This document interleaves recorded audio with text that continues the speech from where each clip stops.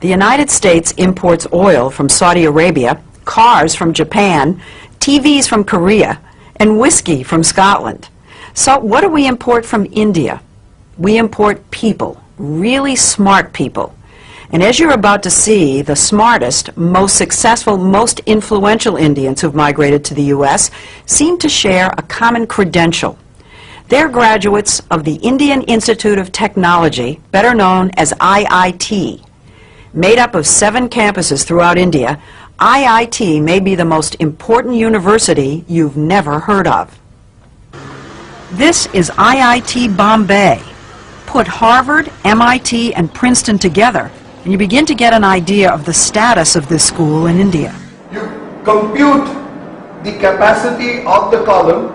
IIT is dedicated to producing world-class chemical, electrical, and computer engineers. And then you plug this back in and you... With a curriculum that may be the most rigorous in the world.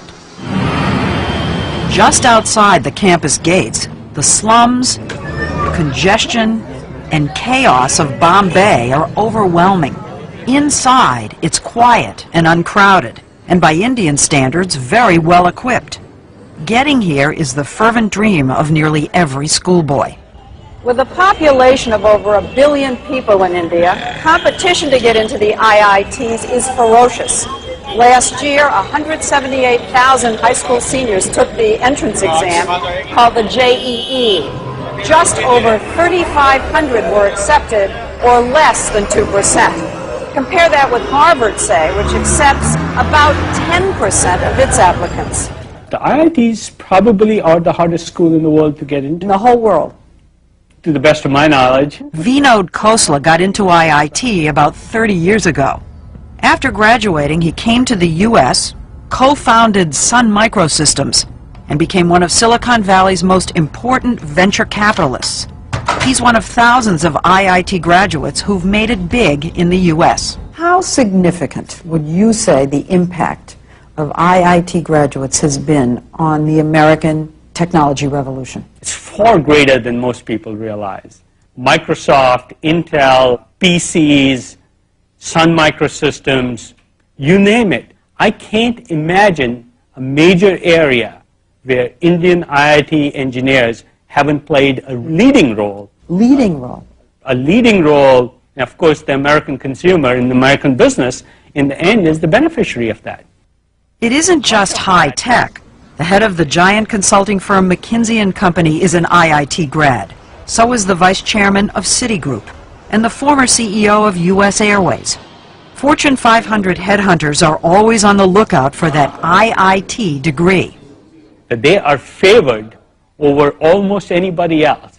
If you're a WASP walking in for a job, you wouldn't have as much pre-assigned credibility as you do if you're an engineer from IIT. 90% of IIT students are male, and the young men we met in Bombay know they're hot commodities. The American companies love the kids from IIT. Thank goodness. That's what we heard. That's what we heard too. After I leave IIT Bombay, I hope to get a good job. So it can be a ticket to another way of life. Yes. Yeah, definitely.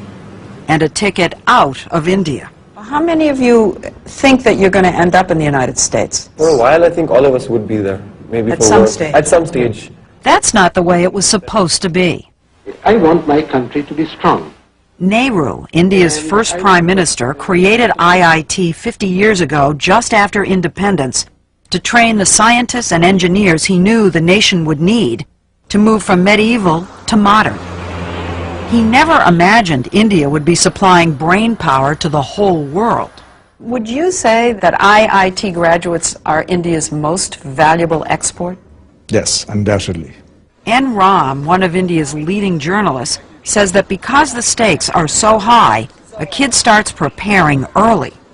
Age 7, 8, 10. By the 10 you know whether you're made for it or not. This is the truth or not?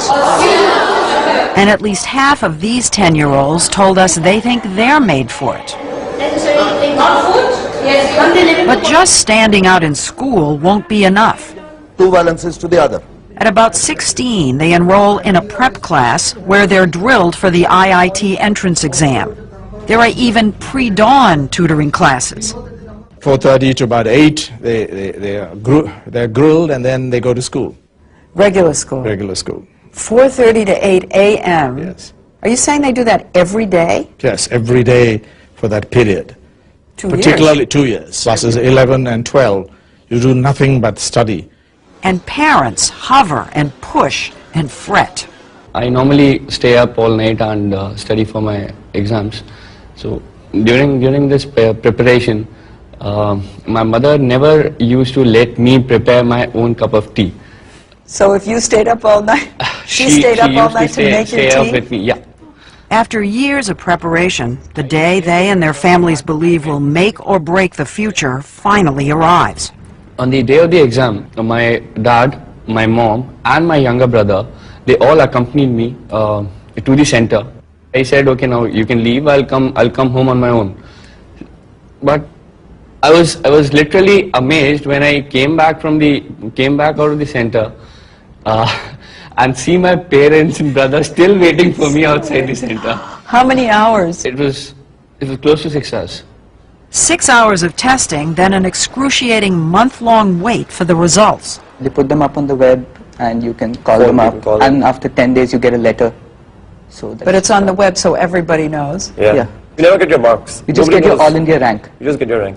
Rank, so you first, second, third in the country. Right. Yeah. So it goes from So 1 to everybody 1 to knows. 3,000 roughly. So if you were 2,999, everybody knows. Everybody knows, and you're considered really lucky.